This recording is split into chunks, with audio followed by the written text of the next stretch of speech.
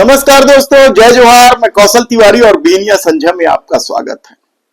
अभी तक तो मोदी सत्ता विपक्ष के उस आरोप का विरोध करते रही कि केंद्रीय एजेंसियों को विपक्ष के नेताओं को बदनाम करने और जेल में डालने के लिए छोड़ दिया गया।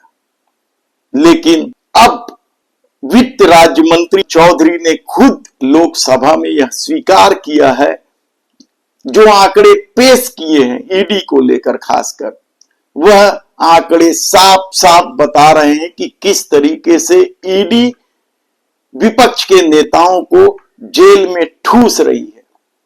साल दर साल जो आंकड़े सामने आ रहे हैं 2014-15 से या 15-16 से 2023-24 तक, लगातार विपक्ष के नेताओं के खिलाफ कार्रवाई के जो आंकड़े सामने आए हैं वह चौंकाने वाले हैं। हालांकि इन तमाम मामलों को लेकर कई मामले हैं। आपको याद होगा कि न्यायालय ने केंद्र सरकार को जमकर फटकार लगाई है, ईडी को जमकर फटकार लगाई है। संजय राउत वाले मामले में तो न्यायालय ने साफ तौर पर कह दिया था कि यह गिरफ्तारी ही अवैध है।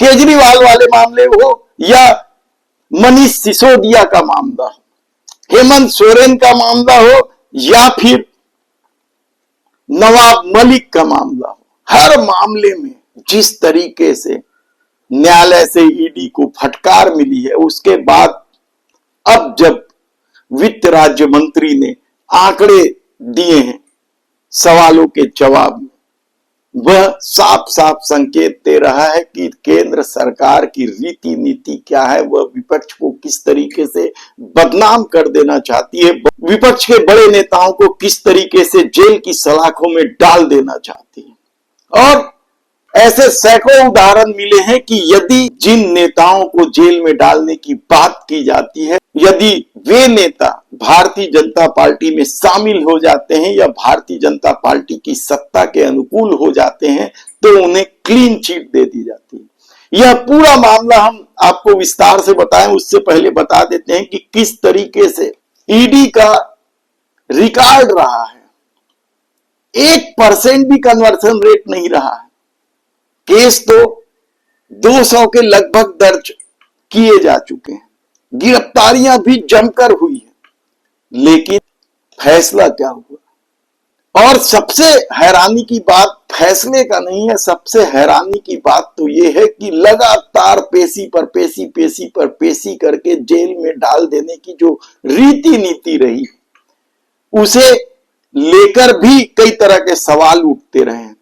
लेकिन आप हैरान हो जाएंगे कि किस तरीके से ऐसे 25 बड़े नाम, जिन पर भारतीय जनता पार्टी आरोप लगाती थी, और जैसे ही वे लोग, नामधारी लोग, भारतीय जनता पार्टी के साथ खड़े हो गए या भारतीय जनता पार्टी की सदस्यता ले ली, उनके खिलाफ कार्रवाई तो दूर, पूछताछ तो दूर, क्लीन चिट तक दे दी गई। और ये आंकड़े 25 में से 23 नेताओं के हैं।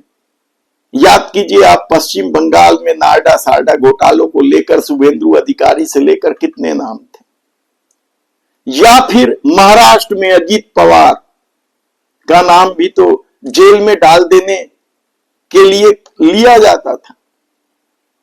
चंद्रबाबू नायडू, कितने ही नाम हैं, प्रफुल्ल पटेल महाराष्ट्र से ही हैं, सब क्लीन चिट दे दिए जाते हैं। यानी भारतीय जनता पार्टी एक वॉशिंग मशीन हो गई है, यह विपक्ष कहती है तो क्या गलत कह रही है। ऐसे में जब वित्त राज्य मंत्री ने जो आंकड़े पेश किए हैं, वह भी तो संकेत दे रहे हैं कि किस तरीके से लगातार विपक्ष के नेताओं के खिलाफ शिकायतें ली गई या शिकायतें दर्ज की गई और उन्हें हरासमेंट किया गया।